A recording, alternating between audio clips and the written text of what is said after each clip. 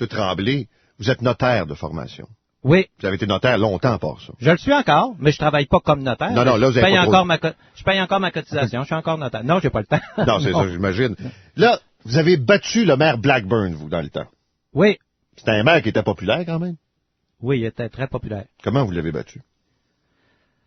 Ça, c'est une question de volonté. Hein. Quand j'ai ouvert mon bureau de notaire, là, j'ai dit, je vais être le plus gros bureau qui a jamais passé au Saguenay-Lac-Saint-Jean. J'ai fait ça. J'avais 7 secrétaires, moi tout seul, à un moment donné. Là, j'ai dit, je vais être le meilleur maire. Ben, j'ai fait ça. Puis à un moment donné, je vais faire d'autres choses. Non, mais je comprends, là, mais ça veut dire quoi? Monter une machine, puis vous étiez... Oui, mais c'est aussi, là, les citoyens, ils aiment ça, quelqu'un qui est décidé, quelqu'un qui a des idées, quelqu'un qui veut défoncer les standards actuels. Les citoyens, ils aiment ça. Si on avait un premier ministre, un maire, n'importe qui dit, écoute, là, on présente une vision qui est nouvelle, quelque chose de nouveau, les citoyens aiment ça, puis effectivement, on l'a réalisé, ce qu'on voulait faire.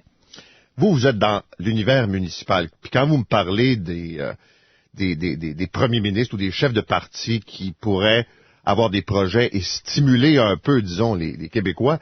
Ça veut on dire... a déjà eu. Oui, je sais, mais ça veut dire que vous n'en voyez pas actuellement.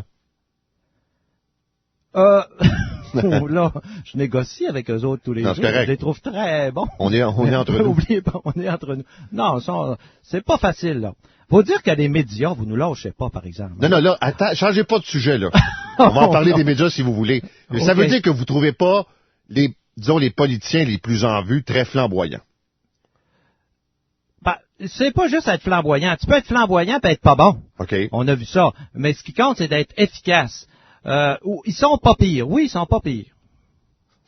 Ils sont pas pires. Vous voulez qu'ils vous répondent quand vous allez leur parler, c'est ça?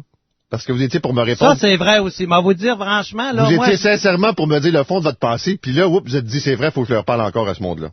Ben, je leur parle régulièrement, j'ai besoin d'eux autres. Puis ils sont fins avec moi. Regarde, ils me font le parc des Laurentides actuellement. Je suis après faire un quai actuellement. Ils ont donné de l'argent à le camp. On va avoir du monde encore à l'aéroport. 600 militaires de plus à l'aéroport de Bagotville. Écoutez, j'ai pas à me plaindre des premiers ministres actuels. Même si on a toujours des députés dans l'opposition, c'est pas facile, ça. J'arrive à Ottawa, mes députés, ils sont bloquistes. J'arrive à Québec, ils sont péquistes. Puis là, moi, je suis tout seul, puis je dis au premier ministre, on fera pas les fous, là, c'est temporaire, puis mais c'est pas facile, ça. Est-ce qu'on vous met ça dans la face en disant, comme dans le temps du Duplessis, vous n'avez pas voté du bon bord? Ah, vous savez bien que ça, je le ressens, je suis pas fou. Personne va me dire ça. Mais, écoutez, moi-même, je suis politicien, puis si on vote du mauvais bord, on est des humains, là. Y a-t-il des quartiers qui sont moins favorisés chez vous parce qu'ils ont voté de l'autre côté? Au Québec, c'est sûr. Non, dans votre D'ailleurs, dans ma ville, ils ont tous voté du mauvais côté. Non, je parle au municipal. Ah non, municipal, j'ai pas d'opposition, 19 conseillers, 19 de mon bord. Fait que ça règle le cas. Il n'y a pas de. Ça règle le cas. Il n'y a pas de quartier orphelin? Il n'y a pas. Non, il n'y a pas. Non. Vous parliez des médias tantôt. Qu'est-ce que vous vouliez dire là-dessus? C'est parce que les politiciens, là, on dirait qu'ils vivent juste pour les médias. Faut avoir une belle image, puis c'est vrai des fois que ça fait mal, quand des fois ça sort, la nouvelle sort mal, t'as fait un bon coup, ça sort pas bien. Ça, je suis capable de comprendre qu'on est des humains. Mais il y a des politiciens qui ont de la misère à supporter ça, puis qui s'imaginent qu'il y a juste ça qui compte, puis ça fait pas une bonne administration. Moi, je me dis, fais ta job, là. Puis les médias, ils vont suivre, puis tu vas avoir des bons arguments pour lui dire, hey, des fois parler à un journaliste, dire, écoute, là, toi, tu dérapes, là. C'est pas vrai que j'ai fait ça de même, puis je vais être capable de le justifier, tu vas avoir l'air fou, là, c'est pas vrai. Mais ça devient lourd. Je vais vous dire, là, les politiciens, quand tu vas dans les 5 à 7, là, tu vas au salon funéraire, puis tu fais les médias, là, ils ont plus le temps de regarder le budget. Fait que, moi, les 5 à 7, j'y vais jamais. Salon funéraire, là, quand c'est dans la famille, faut que tu t'occupes de ton budget si tu veux que ça coûte moins cher aux citoyens, puis tu veux lui donner plus de services, tu veux qu'il soit heureux, tu veux que la ville se développe, faut que tu t'occupes des vraies affaires. Alors, ça peut être dur à gérer pour certains politiciens, puis je le comprends. Mais ça veut dire que quoi, vous refusez beaucoup d'invitations qui seraient peut-être bonnes pour votre image, c'est ça? Dans les 5 à 7? 5 à 7, wow. Parce que vous aimez pas ça? J'ai pas le temps. J'ai soufflé, moi, rendu à 5-6 heures, là. J'ai pas le temps d'aller prendre 2 verres de vin pour aller inaugurer un dépanneur. Hey, j'aime mieux, je trouve que c'est plus efficace de m'occuper de faire un nouvel aréna, de bâtir un terrain de soccer, de m'occuper de baisser les taxes l'année prochaine. Si je veux baisser les taxes encore l'année prochaine, pour nous autres, les taxes, on ne monte pas, on les baisse. Puis offrir plus de services, il faut que je sois présent partout. Ce matin, il y a dans les journaux une étude qui, ultimement, va être rendue publique concernant le français à Montréal. Vous, là, vous êtes de Saguenay.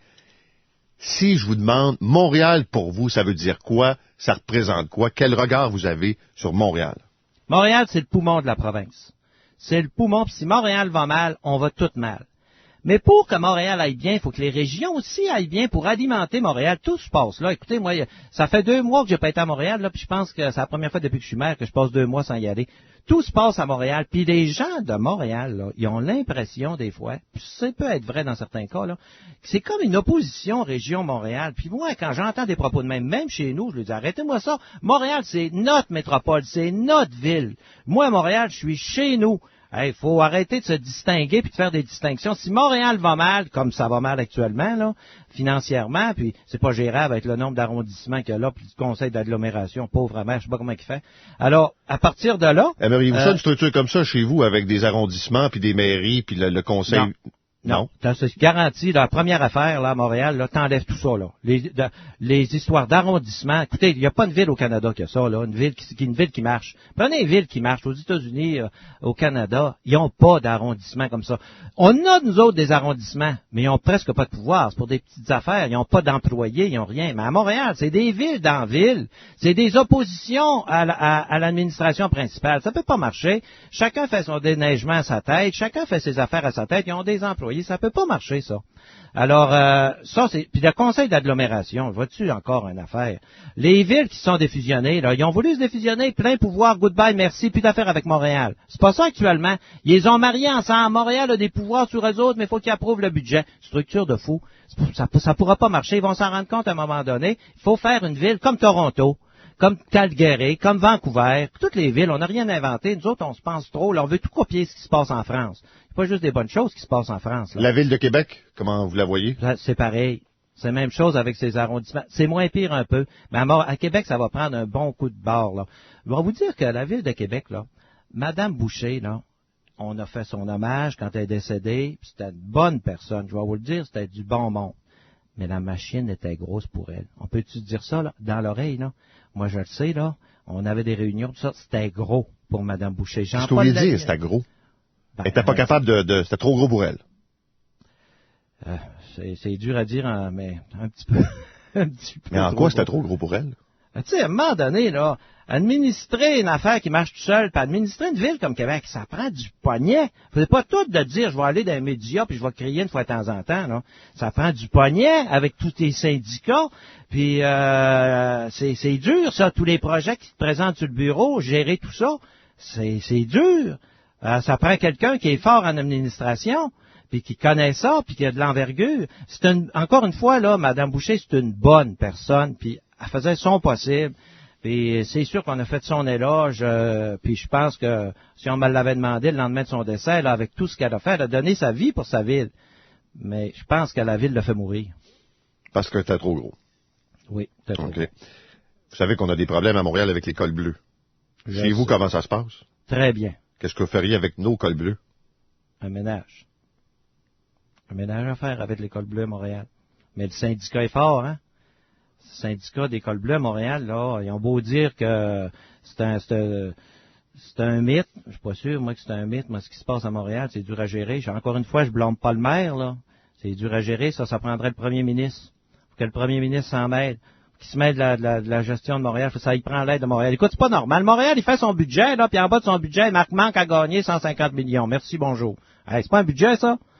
Hein, t'as un budget de 4 milliards, puis tu finis de même. Manque à gagner. Ça veut dire que je m'en vais à Québec, puis je vais à Québec. Ben, si vous me donnez pas 150 millions, je ferme pas mes livres. Hey, ça marche pas, ça. Marche pas. Faut être capable de gérer sa ville. Toutes les villes du Canada, ils se gèrent. Mais c'est, encore une fois, quand c'est pas gérable, les structures sont pas gérables. Ce qui est arrivé, c'est que quand M. Tremblay est arrivé, OK, il était contre les grandes villes. Lui, il dit, il faut faire accepter ça, les arrondissements, puis pour leur faire accepter, là, on va lui donner des pouvoirs, tu sais. C'est comme si ton enfant arrive, là, puis il est pas de bonne humeur, tu dis, écoute, là, mon beau petit gars, t'es pas de bonne humeur, là, écoute, là, moi, t'acheter un automobile, me remplir ton compte de banque, puis je vais t'envoyer en Floride 3 mois, hein, tu vas revenir de bonne humeur. Il va revenir, il va demander d'autres choses. Ça marche pas, ça. Là, vous êtes un politicien qui, et c'est assez rare, n'a pas peur d'exprimer ses convictions religieuses, d'exposer sa foi sur la place publique. Et je parle pas juste des politiciens, habituellement de ce temps-ci au Québec, c'est plutôt rare de voir ça.